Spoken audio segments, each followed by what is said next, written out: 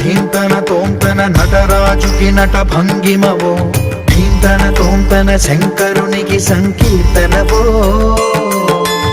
ఈశ్వరుడే అనునిత్యం తనలో తలచుకునే ఓంకారమువో శివ హృదయం కరిగించే ఆ పంచాక్షరివో నీ మదిలో